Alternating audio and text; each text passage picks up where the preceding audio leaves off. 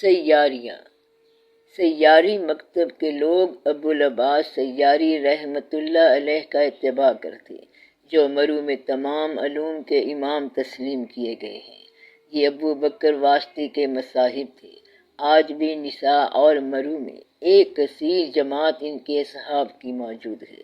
شاید یہی ایک مکتب تصوف ہے جو آج تک اپنی اصلی صورت پر قائم ہے۔ مرو اور نساء میں ہمیشہ کوئی نہ کوئی رہنما موجود رہا ہے، جس نے اس مکتب کے پیروکاروں کو آج تک اقامت کا سبق دیا۔ اہل نساء اور اہل مرو کے درمیان کئی لطیف رسائل ہیں جو مکتوبات کی صورت میں لکھے گئے ہیں۔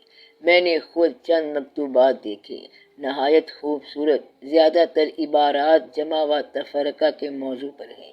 یہ الفاظ اہل علم میں مشترک ہیں۔ ہر گروہ اپنے موضوع علم کے مطابق ان الفاظ کو مفہوم بیان کرنے کے لیے استعمال کرتا ہے۔ مراد سب کی جدا گانا ہوتی ہے، چنانچہ حساب دان جمع و تفرقہ سے اجتماع و اشتراک اعداد مراد لیتے ہیں۔ نحوی لوگ لغوی طور پر اسماء کا اتفاق اور ان کے معنی کا فرق سمجھتے ہیں۔ فقہا جمع قیاس اور تفرقہ صفات نس یا جمع نس اور تفرقہ قیاس کے لیے استعمال کرتے ہیں۔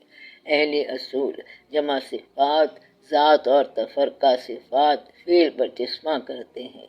اس مکتب تصوف میں یہ الفاظ ان معنوں میں استعمال نہیں ہوتے۔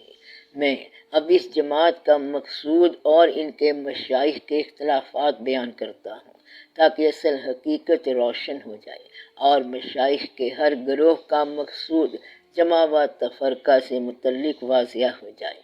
واللہ عالم بالصواب۔ جمع و تفرقہ۔ جہاں تک دعوت کا تعلق ہے، حق تعالیٰ نے تمام بنی نوع انسان کو خطاب کیا اور فرمایا، اللہ تمہیں مقام سلامتی کی طرف بلاتا ہے۔ ہدایت کے لیے فرق ظاہر کیا اور فرمایا، اللہ جسے چاہتا ہے راہ ہدایت دکھاتا ہے۔ ظاہر ہے کہ دعوت سب کو دی، یعنی دعوت میں سب جمع تھے، مگر اپنی مشیت کے مطابق ایک گروہ کو رد فرمایا، یعنی تفریق فرمائی۔ سب کو ایک جا کیا، حکم دیا۔ تفریق فرمائی، ایک گروہ کو مردود کر کے بے سہارا چھوڑ دیا، دوسرے گروہ کو شرف قبولیت عطا کیا اور تائید ربانی سے سرفراز فرمایا۔ پھر دوبارہ ایک تعداد کو جمع کیا، تفریق فرمائی، ایک گروہ کو معصیت سے آزاد فرمایا، دوسرے گروہ کو مائل بکج روی چھوڑ دیا۔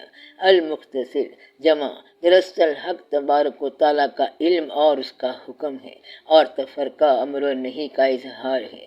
حضرت ابراہیم علیہ السلام کو حکم دیا کہ اسماعیل کو ذبح کریں، مگر یہ نہ چاہا کہ اسماعیل علیہ السلام ذبح ہو جائیں۔ ابلیس کو حکم ہوا کہ آدم علیہ السلام کو سجدہ کریں، مگر نہ چاہا کہ ایسا ہو۔ آدم علیہ السلام کو دانہ گندم چکھنے سے منع فرمایا، مگر چاہا کہ چکھے۔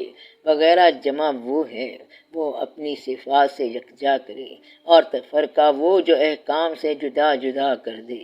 یہ دراصل انسانی تصرف واردات کا انقطاع اور ارادت حق کا اثبات ہے۔ جو کچھ جمع و تفرقہ کی نسبت بیان ہوا، اس پر بجز معتزلہ کے تمام اہل سنت و جماعت مکتب فکر کے مشائخ کبار متفق ہیں۔ اس سے آگے اختلاف ہے، کچھ توحید سے منسوب کرتے ہیں، کچھ اوصاف سے اور کچھ افعال سے۔ توحید سے نسبت دینے والوں کا قول ہے کہ جمع کے دو درجے ہیں، جمع اوصاف حق، جمع اوصاف بندہ۔ اول ذکر صرف توحید ہے، جس میں قصب انسانی کو کوئی دخل نہیں۔ مؤخر ذکر توحید سے متعلق صدق اعتقاد اور صحت عزم کا نام ہے۔ یہ ابو علی رودباری رحمۃ اللہ علیہ کا عقیدہ ہے۔ جمع و تفرقہ کو اوصاف سے منسوب کرنے والے کہتے ہیں کہ جمع حق تعالیٰ کی صفت ہے اور تفرقہ اسی ذات کا فعل ہے، جس میں انسان کو دخل نہیں، کیونکہ خدائی میں کوئی شریک نہیں ہو سکتا۔ جمع کو صرف ذات حق اور صفات حق سے متعلق سمجھنا چاہیے، کیونکہ جمع تسویت اصل کا نام ہے، اور ابدیت میں بجز ذات و صفات حق کے کوئی دو چیزیں مساوی نہیں ہو سکتی۔ جمع ہرگز جمع نہیں۔ اگر تفصیل و تجزیہ میں ذات و صفات کو جدا جدا کیا جا سکے، اس کا مطلب یہ ہے کہ حق تعالیٰ کی صفات ازل سے ابد تک اس کی ذات سے وابستہ و موجود ہیں۔ ذات حق اور اس کی صفات علیحدہ اور مختلف نہیں ہیں، کیونکہ وحدانیت میں تفریق و اعداد کا وجود نہیں ہوتا۔ اس نقطۂ نظر سے جمع صرف مذکورہ صورت میں ممکن ہے۔ تفرقہ فی الحکم کی نسبت افعال خداوندی سے ہے جو مختلف انواع ہوا کرتے ہیں۔ ایک کے لیے حکم وجود ہے، دوسرے کے لیے حکم عدم، مگر وہ عدم جس کے لیے وجود بھی ممکن ہو۔ ایک طرف حکم بقا ہے، دوسری طرف حکم فنا۔ پھر ایک اور گروہ ہے جو ان الفاظ کا اطلاق علم پر کرتا ہے۔ بقول اس گروہ کے جمع علم توحید اور تفرقہ علم احکام کا نام ہے۔ الغرض علم جمع کی اصل اور تفرقہ شاخوں کی مانند ہے۔ اسی سلسلے میں کسی شیخ بزرگ کا قول ہے، جس چیز پر اہل علم متفق ہوں وہ جمع، اور جس چیز سے متعلق اختلاف ہو وہ تفرقہ ہے۔ جملہ محققین تصوف اپنے اقوال اور اپنی عبارات میں لفظ تفرقہ کو انسانی افعال مقاصد کے معنوں میں استعمال کرتے ہیں، اور جمع سے انعامات خداوندی مواہب مراد لیتے ہیں، یعنی مجاہدہ و مشاہدہ۔ جو کچھ آدمی بطور مجاہدہ حاصل کرے وہ باعث پریشانی ہے، اور جو محض عنایت و ہدایت خداوندی سے میسر آئی وہ باعث اطمینان ہے۔ یہ آدمی کے لیے موجب افتخار ہے کہ وہ اپنے فعال و مجاہدے کی امکانی آفات سے جمال حق کی بدولت محفوظ رہے، اپنے فعل کو فضل حق سے مستغرق سمجھے، اپنے مجاہدے کو ہدایت حق کے سامنے ہیچ تصور کرے، کلی طور پر خدا پر توکل ہو، اپنے تمام اوصاف کو وکالت حق کے سپرد کر دے، اور اپنے جملہ افعال کو اسی کی ذات اقدس سے منسوب کرے، یہاں تک کہ اس کے مقاصد کو اس کی اپنی ذات سے کوئی نسبت نہ رہے، جیسا کہ پیغمبر صلی اللہ علیہ وآلہ وسلم نے فرمایا کہ جبرائیل علیہ السلام نے اللہ تعالیٰ کی طرف سے کہا، جب بندہ مجاہدے سے ہمارا تقرب تلاش کرتا ہے تو ہم اسے اپنی محبت سے نوازتے ہیں، جب ہماری محبت کی نوازش ہوتی ہے تو ہم اس کے کان، آنکھ، اس کے ہاتھ اور اس کا دل ہو جاتے ہیں۔ وہ ہمارے ذریعے سے سنتا ہے، دیکھتا ہے، بولتا ہے اور بست و کشاد کرتا ہے، یعنی ہمارا ذکر کرتے ہوئے وہ ذکر میں اتنا محو ہو جاتا ہے کہ اس کے ذاتی مقاصد فنا ہو جاتے ہیں۔ وہ خود فراموشی کے عالم میں وقت ہمارے ذکر میں ڈوب جاتا ہے، انسان ہونے کا احساس مٹ جاتا ہے، اور وہ کیفیت وجد میں ابو یزید رحمۃ اللہ علیہ کی طرح پکار اٹھتا ہے، میں پاک ہوں، میں پاک ہوں، میری شان کتنی بلند ہے۔ ابو یزید رحمۃ اللہ علیہ کے یہ الفاظ گفتار کا ظاہری لباس تھے، بولنے والے حق تعالیٰ تھے۔ حضور صلی اللہ علیہ وآلہ وسلم نے فرمایا، حق عمر رضی اللہ عنہ کی زبان سے گویا ہے۔ اصل حقیقت یہ ہے کہ جب جلال حق انسانی قلب پر غلبہ کرتا ہے تو انسان اپنی ذات سے فنا ہو جاتا ہے، اور اس کی گفتار حق تعالیٰ کی گفتار ہو جاتی ہے۔ یہ غیر ممکن ہے کہ حق تعالیٰ کو مخلوقات یا مصنوعات سے امتزاج یا اتحاد ہو جائے، یا وہ کسی چیز میں حلول کر جائے۔ اس کی ذات اس سے بہت بلند ہے اور بہت اونچی ہے۔ ان چیزوں سے جو ملاحدہ اس کی طرف منسوب کرتے ہیں، ہو سکتا ہے کہ جب عشق حق انسان پر غلبہ کرتا ہے اور اس کے دل و دماغ اس بوجھ کے متحمل نہیں ہو سکتے تو اسے اپنے کسب پر کوئی اختیار نہیں رہتا۔ اس حالت کو جمع کہتے ہیں۔ مثلا حضور صلی اللہ علیہ وآلہ وسلم مستغرق و مغلوب تھے، آپ سے ایک فعل ظہور پذیر ہوا، حق تعالیٰ نے اسے اپنی طرف منسوب کیا اور فرمایا یہ میرا فعل تھا۔ اے محمد صلی اللہ علیہ وآلہ وسلم، وہ غصب ریزے جو تو نے نہیں بلکہ اللہ تعالیٰ نے پھینکے۔ حضرت داؤد علیہ السلام سے بھی اسی قسم کا فعل ظہور پذیر ہوا۔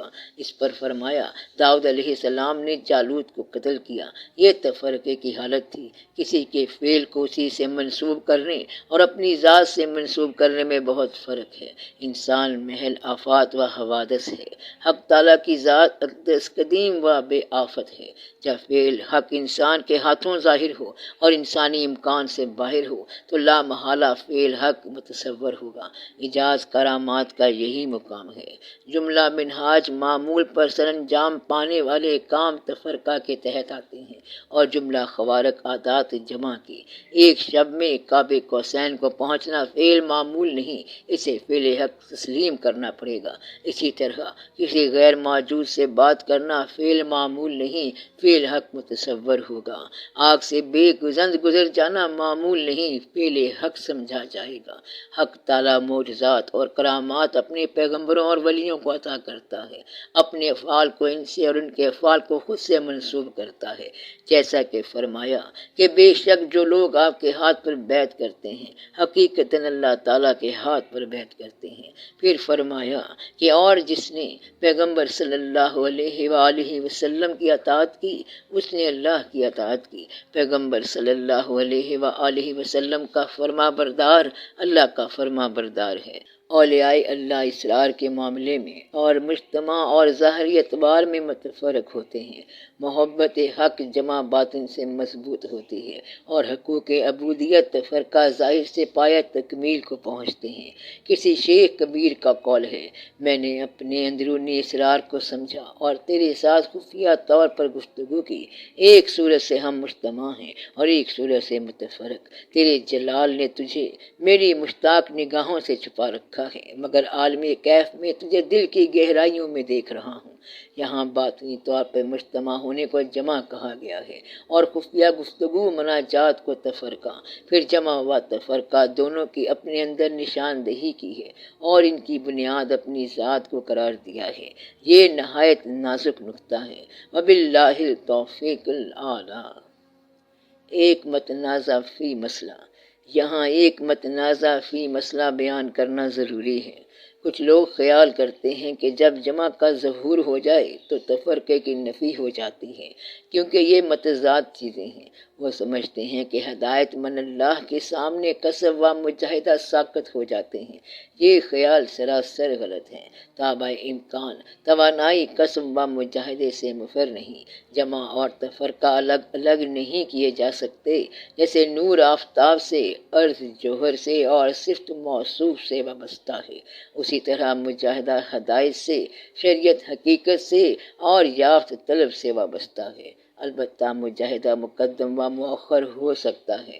جہاں مقدم ہو وہاں غیبت کے پیش نظر زیادہ مشقت کی ضرورت ہوتی ہے۔ مجاہدہ مؤخر ہو تو بوجہ حضوری رنج و کلفت سے دوچار ہونا نہیں پڑتا۔ جس کے اعمال کی بنیادی نفی پر ہو اور اس کی نگاہوں میں نفی عین عمل ہوا کرتی ہے، اور یہ بہت بڑی غلطی ہے۔ البتہ یہ ممکن ہے کہ انسان ایسے مقام پر پہنچ جائے جہاں اسے اپنی تمام عمدہ صفات نامکمل اور ناقص دکھائی دیں، اور جب اچھی صفات نامکمل اور ناقص نظر آئیں گی تو یقیناً بری صفات ناقص تر دکھائی دیں گی۔ یہ چیز میں اس لیے بیان کر رہا ہوں کہ جہالت میں مبتلا بعض لوگ ایک سنگین غلطی کے مرتکب ہوتے ہیں جو الحاظ سے بہت قریب ہے۔ وہ سمجھتے ہیں کہ کوشش سے کوئی چیز حاصل نہیں ہو سکتی، ہماری طاعت ناقص اور ہمارے اعمال معیوب ہیں۔ ناقص مجاہدہ نہ کرنا مجاہدہ کرنے سے بہتر ہے۔ یہ استدلال باطل ہے، کیونکہ بالاتفاق مانا گیا ہے کہ کردار کی بنیاد فعل پر ہے۔ اگر فعل کو مرکز علت و آفت تصور کیا جائے اور یہ بھی ظاہر ہو کہ نہ کردہ کو بھی بنیادی فعل کی ضرورت ہے، تو ہر دو جانب بنیادی طور پر فعل کار فرما ہونا چاہیے۔ فعل دونوں جانب علت و آفت ہے، تو نہ کردہ کو کردہ پر کیوں کر ترجیح دی جا سکتی ہے؟ یہ بین غلطی اور واضح بے راہ روی ہے۔ کفر اور ایمان میں یہی نمایاں فرق ہے۔ مومن و کافر متفق ہیں کہ افعال محل علت ہیں۔ مومن حسب حکم کردہ کو نہ کردہ پر ترجیح دیتا ہے، اور کافر اپنی نافرمانی کی بنا پر نہ کردہ کو کردہ سے بہتر سمجھتا ہے۔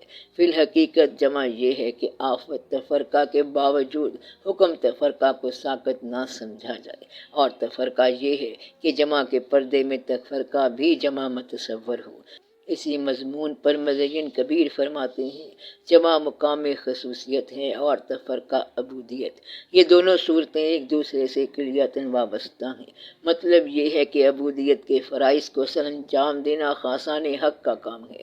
یہ الگ بات ہے کہ ہر فرض کو کماہ کا سر انجام دینے والے کے لیے محنت و مشقت کو آسان کر دیا جائے، مگر یہ قطعاً ناممکن ہے کہ مجاہدہ نفس کے آئین کو ساقط کر دیا جائے جب تک شرعاً جائز تسلیم کیے جانے والی شکل موجود نہ ہو۔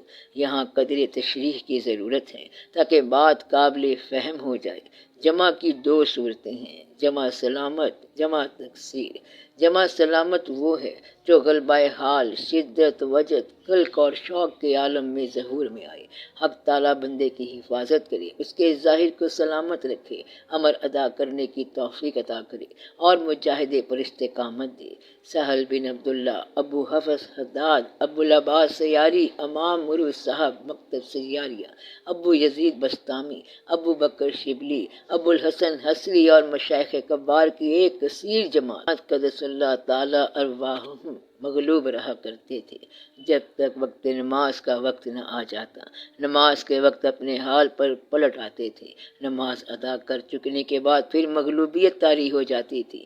ظاہر ہے کہ عالم تفرقہ میں کوئی شخص احساس خودی سے خالی نہیں ہو سکتا اور اس کے لیے تکمیل امر لازم ہے۔ عالم جسم میں یہ حق تعالیٰ کا کرم ہے کہ بندے کو خلاف امر سے محفوظ رکھے تاکہ اس کا نسلان عبودیت برقرار رہے، اور باری تعالیٰ کا یہ وعدہ پورا ہو کہ شریعت محمد صلی اللہ علیہ وآلہ وسلم کی حفاظت وہ خود کرتا ہے۔ جمع تکثیر میں انسان مدہوش ہو جاتا ہے اور اس کی قوت فیصلہ دیوانوں کی سی ہو کر رہ جاتی ہے۔ اس حالت میں انسان معذور ہوتا ہے یا مشکور۔ مشکور کا درجہ معذور سے بلند تر ہے۔ الغرض جمع کسی خاص مقام یا خاص حال کا نام نہیں، جمع سے مراد اپنے مطلوب کے لیے اپنی ہمت کو مرکوز کرنا ہے۔ کچھ لوگ سمجھتے ہیں کہ یہ مقامات میں شامل ہے اور کچھ کہتے ہیں کہ یہ احوال سے متعلق ہے۔ بہرحال صاحب جمع کو مراد نفی مراد سے حاصل ہوتی ہے۔ تفرقہ جدائی اور جمع وصل ہے، یہ چیز ہر مقام پر درست اترتی ہے۔ یعقوب علیہ السلام کی ہمت یوسف علیہ السلام پر مرکوز رہی اور ان کے تصور میں اس کے سوا کوئی نہ رہا۔ مجنوں کی ہمت لیلا پر مرکوز ہوئی تو اسے دنیا میں لیلا کے سوا کچھ نظر نہیں آیا، ہر چیز نے لیلا کی شکل اختیار کر لی۔ ایسی اور بہت سی چیزیں ہیں۔ ابو یزید رحمۃ اللہ علیہ نے اپنے عبادت گاہ میں مقیم تھے، کسی نے آ کر آواز دی کہ ابو یزید گھر میں ہے؟ ابو یزید نے جواب دیا بجز ذات خدا کے گھر میں کوئی نہیں۔ ایک شیخ بزرگ نے بیان کیا کہ کوئی درویش مکہ معظمہ میں وارد ہوا اور خانہ کعبہ کے سامنے 1 سال تک بیٹھا رہا، نہ اس نے کھایا نہ پیا، نہ وہ سویا، نہ رفع حاجت کے لیے اٹھا۔ اس کی ہمت رویت خانہ خدا پر جمع تھی اور خانہ خدا اس کے تن اور اس کی روح کے لیے سامان خورد و نوش بن گیا۔ اس کی حقیقت یہ ہے کہ باری تعالیٰ نے اپنی محبت کو جو اصل میں ایک ہی جوہر سے منسوب ہے ٹکڑے ٹکڑے کیا اور اپنے دوستوں میں ہر ایک کے ظرف اور اشتیاق کے مطابق تقسیم فرمایا۔ پھر اس پر انسانیت کی ذرا، طبیعت کا لباس، مزاج کا پردہ اور روح کا حجاب ڈال دیا تاکہ وہ رضا محبت اپنی قوت سے تمام اجزائے انسانی کو اپنے رنگ میں رنگ دے۔ نتیجتاً محبت کرنے والا سراپائے محبت ہو گیا اور اس کی تمام حرکات و سکنات شرائط محبت ہو کر رہ گئی۔ اسی بنا پر ارباب معنی اور اہل زبان نے جمع کا لفظ وضع کیا۔ اس مضمون پر حسین بن منصور رحمۃ اللہ علیہ نے فرمایا، اے میرے آقا میں حاضر ہوں، اے میرے مالک میں حاضر، اے میرے مقصد، اے میرے معنی میں حاضر ہوں، اے میری روح رواں، اے میری منزل مقصود، اے میری عبارت، اے میری اشارت، اے میری کلیت کے کل، اے میری قوت سماع، اے میری طاقت دید، میری جملگی، میرے عناصر، میرے اجزاء۔ الغرض جب انسان سمجھ لیتا ہے کہ اس کے ذاتی اوصاف مستعار ہیں تو اس کی نظر میں اپنی ہستی باعث عار ہو جاتی ہے۔ کونین کی طرف نگاہ التفات کرنا شرک کے برابر ہو جاتا ہے۔ عالم موجودات کی ہر شے بے وقت ہو کر رہ جاتی ہے۔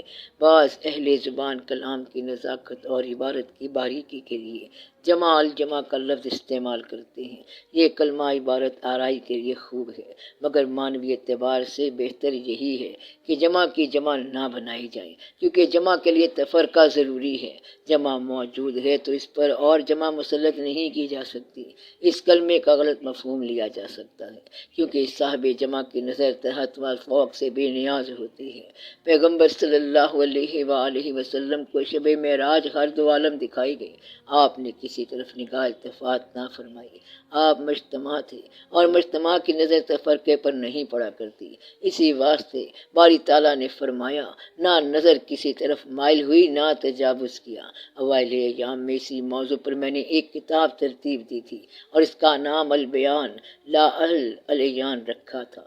بحر القلوب میں بھی جمع کے تحت اس موضوع پر حاصل بحث کی ہے۔ اب اختصار کے طور پر جو بیان کیا کافی ہے۔ یہ ہے مکتب سیاریہ کا طریق، اور اسی پر ان مکاتب تصوف کا احوال ختم ہوتا ہے جو مقبول ہیں اور صحیح تصوف کے علمبردار ہیں۔ اب مجھے کچھ ان ملحدوں سے متعلق بیان کرنا ہے جو صوفیاء کرام کے گروہ میں شامل ہونے کی کوشش کرتے ہیں، ان کے اقوال کو اپنے الحاد کا جامہ پہناتے ہیں اور اپنی تذلیل کو ان کی عزت و توقیر میں چھپاتے ہیں۔ میرا مقصد ایسے لوگوں کے مکر و ریا کو بے نقاب کرنا ہے تاکہ عوام الناس ان سے دور رہیں، انشاءاللہ العزیز۔ حلولیہ لعنہم اللہ۔ باری تعالیٰ نے فرمایا صداقت کے بعد گمراہی کے سوا کیا رکھا ہے؟ تو مردود گروہ ہیں جو صوفیاء کرام سے منسلک ہو کر اپنی گمراہیوں کا تعلق ان سے ظاہر کرتے ہیں۔ ان میں سے ایک گروہ ابی حلمان و مشکی کا اتباع کرتا ہے اور اس کے متعلق ایسی حکایات بیان کرتا ہے جو مصدقہ کتب سے مختلف ہیں۔ اہل تصوف حلمان کو من جملہ صوفیاء کرام سمجھتے ہیں، مگر یہ ملحدوں کا گروہ حلول، امتزاج اور تناسخ ارواح کے مسائل اس کی طرف منسوب کرتا ہے۔ میں نے یہ مقدسی میں پڑھا جس میں ابی حلمان پر اعتراض کیا گیا ہے۔ دیگر علماء اصول کا بھی یہی زاویہ نظر ہے، تاہم اصل حقیقت کا علم صرف باری تعالیٰ کو ہے۔ دوسرا وہ مردود ہے جو اپنی تعلیمات کو فارس سے منسوب کرتا ہے اور اس کا دعویٰ ہے کہ یہ طریق حسین بن منصور حلاج کا ہے، مگر حلاج کا اتباع کرنے والوں میں صرف فارس ہی اس چیز کا مدعی ہے۔ میں نے ابو جعفر سیدلانی سے ملاقات کی، ان کے 4000 مرید جو سب کے سب حلاجی تھے عراق میں پھیلے ہوئے تھے، سب کے سب فارس کو ملعون سمجھتے تھے۔ علاوہ ازیں حلاج کے اپنی تصنیفات میں بجز صحیح کے کچھ بھی نظر نہیں آتا۔ میں سمجھتا ہوں کہ یہ جاننے کی ضرورت ہی نہیں کہ فارس اور حلمان کون تھے اور انہوں نے کیا کہا۔ جو کوئی بھی کسی ایسی چیز کا قائل ہو جو توحید اور تصوف کے منافی ہے، وہ دین سے بے بہرا ہے۔ دین جڑ ہے، اگر جڑ کمزور ہے تو تصوف جس کی حیثیت شاخ کی ہے کبھی مضبوط نہیں ہو سکتا۔ کرامت، کشف اور معجزہ صرف اہل دین اور اہل توحید کے لیے ہے۔ یہ غلط انگاری روح کے معاملے میں ہے، اور میں اب روح سے متعلق جملہ احکام، قانون، سنت و مقالات کے مطابق بیان کرتا ہوں اور ملحدوں کی اغلاط اور ان کے شبہات کا ذکر کرتا ہوں تاکہ تیرے ایمان کو تقویت ہو۔